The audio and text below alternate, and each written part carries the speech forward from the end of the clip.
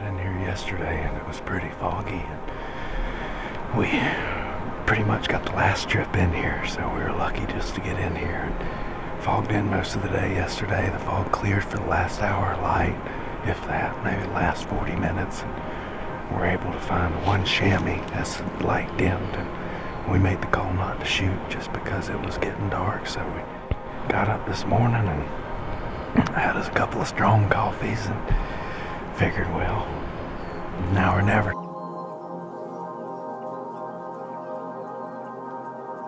We got up to the spot where we can see this valley really well, and I went off down to another little perch where I could see an area we couldn't see, and daggum if I don't have the cameraman whistling at me telling me he's found a buck, and he was right. That's why you love the cameraman that can hunt, because he can find the animals for you while you're down there taking a nap. And I spotted a really nice buck about 800 yards away, a couple of ravines in between us, but they're rutting this time of year, so we have that on our side, so maybe they'll decide to wander our way. Fingers crossed. When we're looking for a trophy chamois, we're looking for one of two things. A really good pronunciated hook. You want it about double the size of the ears, because the ears can be 3 to 4 inches. So if you have it double the size of the ears before the hook, you're looking at a 9-inch buck. Maybe a little bit better, 9-inch buck. You're also looking at the bases, because the difference between the nannies and the bucks is the nannies have the same kind of hook, maybe not as defiant as the males, but the bases are a lot bigger. So when you see a chamois, you look at the bases, make sure they're nice and thick, then you look at the hook and determine whether it's a nanny or a doe.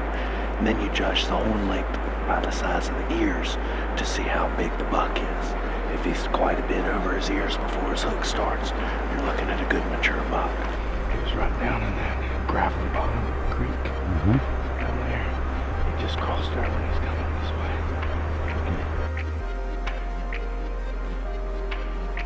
A long way.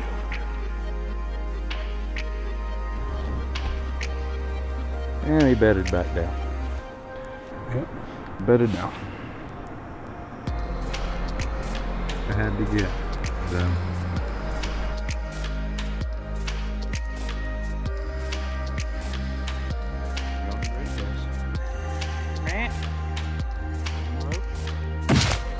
Reload.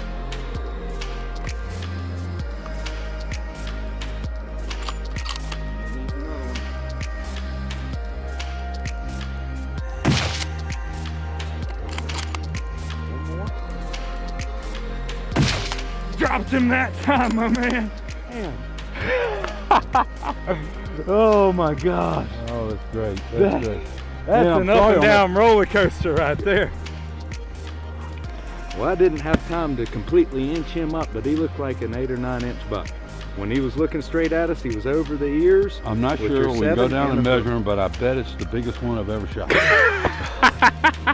It's a new personal record. Okay? I tell you what, that one's a lot easier to get to than that one over there, Frank. And I got to go with you because that's the kind of guy I am. So I'm glad we're going to 100 instead of 400. Oh me, that's awesome.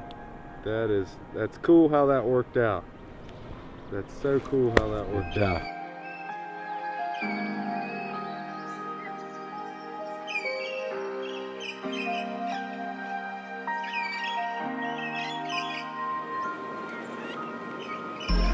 First chamois buck.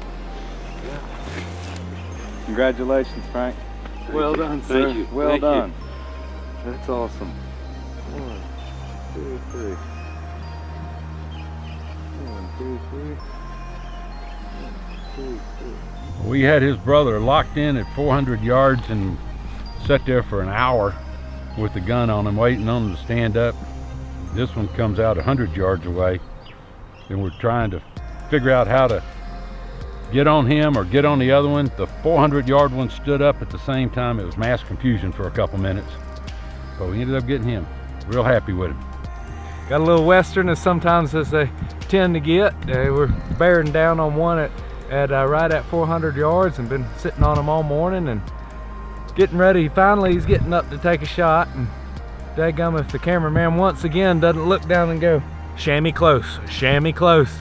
And we look down and just under 100 yards, 70 yards, there's another good buck chamois sitting there looking at us. And so as the big old musical chairs happened really quick, Little excitement. yeah, we ended up getting a shot off on this one a lot closer. So hey, a bird in the hand, you never turn it down. 100's better than 400.